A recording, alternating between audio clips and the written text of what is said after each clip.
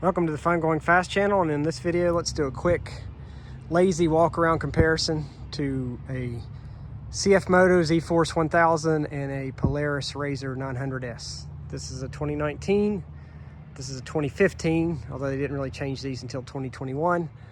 Apologies for the headlight missing. Both of these have oversized tires on them. Both of them come with 27-inch tires.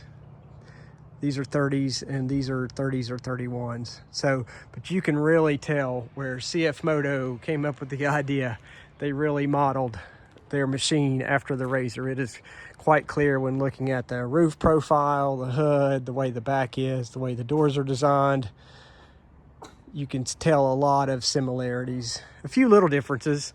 So I'll go on what I favor on the CFMoto than what I favor on the RZR. So for the CFMoto, for the money, you do get a steel bumper included, which is pretty cool. You get, I think the new ones come with winches. So that's nice, you know, same. They actually come factory with stick stoppers, so that's kind of nice. And they come with a road legal kit. They don't have side mirrors, but I'm pretty sure they come factory with a rear view mirror.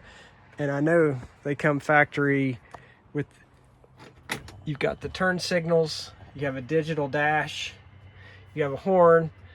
So, and this person, actually they put the turn signals in, but it came with the horn already.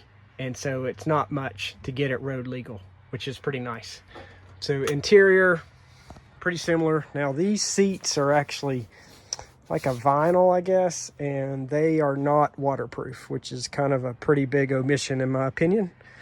On a side-by-side, similar style. Actually, this is a U-shaped bar, whereas the RZR's T-shaped. You have a remote control for the wrench, or for the winch, so I guess that did come factory, and then you have an AC outlet here. You have two drink holders, just like the RZR. Now, what's interesting, this is a 1000, but it's on a 900. It's based on a 900 chassis. You know, they did integrated grab handles on the winch, which is nice. The roof comes factory. It doesn't with the RZR. Pretty much the same bed size. They do give you hooks here to clip onto things. Gas on the same spot. It is four-wheel drive with a diff lock, which the RZRs do not have. And then the transmission is actually weird. It's actually backwards. Instead of park, reverse, neutral, drive, high, low, this is park, reverse, neutral, high, low. So that's kind of an odd thing. I'm not sure about that. It does come with a parking brake. So that's sort of the CFMoto. You do get a lot of extras from the factory. They've added LED bar. This has got some boo-boos on it. You get the CFMoto branded. I'm not sure what brand those are, but so piggyback reserve shocks all the way around. And this is the power steering model. What is weird is the battery is exposed on the back like it would be on an ATV. Not a big fan of that. And then here's kind of the rear suspension. You get the 2-inch receiver, which is nice. AA arms front and back, piggyback suspension on the back. So that's your CFMoto, ZForce 1000, and the 900 actually looks about the same. This one, the person has added the front windshield and the rear windshield, the side mirrors, and the turn signal kit, and the LED light that doesn't work. So that's your CFMoto. So for your RZR 900S, you can tell there are just some things that Polaris does that are better on quality control. Now the A-arms, these are super ATV arms, so this guy's not factory, but even on factory things, like the way the doors work, the door sills match up really nicely and are solid. And yes, this has the lower door, but it's the Polaris lower door kit, and that's really solid. And here you can see their lower door kit, their holes, and even just like the way the fenders match. So these are factory fenders, but you can see the gaps. And yes, this is a 2019, but this is a 2015, and even with a busted muffler or busted fender, it still has a much tighter seam to the body compared to the CFMoto, where you can actually see daylight through it. So no daylight. See, they put a channel in, so this actually goes underneath the front piece. So that's a little better quality wise. And then the cabin is quite a bit roomier. Not sure if you can tell, like here's arm length, and I can't even touch the dash.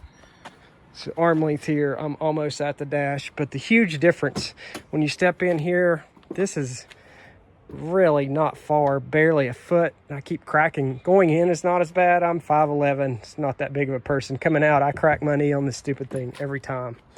And on the RZR, it's just a much more generous. Look at that, full length.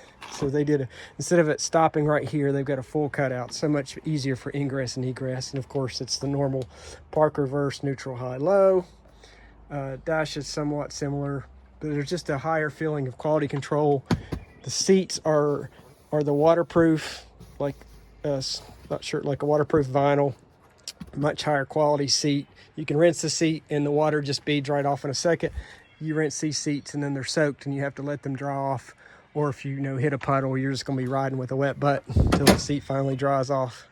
But pretty similar interiors, but I feel like, and even driving the RZR, even though they both have about 3,500, 3,600 miles on it, and this RZR was really abused. It still even with worn out bushings and A-arm bushings and wheel bearings, just overall it feels like a nicer made machine. And the 1000, they're actually both around 80 horsepower, even though that's 1000 cc and this is a 900 cc. These are actually pretty comparable machines. Now with the RZR, of course, this year you don't get a windshield, you don't get a top, you have to buy the top, everything's extra. But overall, you can tell the quality of the machine is higher. So if I was shopping, actually I paid $6,000 for this thing, but it is a bit of a train wreck. Like I said, it's got a fuel delivery issue, needs wheel bearings all the way around, needs A-arm bushings, needs new front CV joints, needs the suspension updated or serviced. This guy I got for $4,000, and it runs pretty solid. They put new tie rods on it and didn't adjust them, so the front, like that front tire, the toe's off on it. Obviously, it's got a little bit of body damage. It won't start in park, only in neutral, but $4,000. So really, you put a little bit of elbow grease, maybe $500 worth of parts, and this thing's probably pretty good to go. Whereas this thing, well, again, maybe without the suspension, you could probably get it going for about $300 or $400 and figure out the fuel issue. But the problem is the suspension service. You're looking at $250 a shot because the seals are out on some of them and they've leaked. Although these are pretty old and rusty. But if you're looking comparable price, I would go with the RZR 900 over the ZForce. But if you can get a better deal on a ZForce than the RZR, like we're talking $2,000 or $3,000 more, don't be afraid of the ZForce. They are pretty cool machines. All right, thanks for watching. Happy shopping.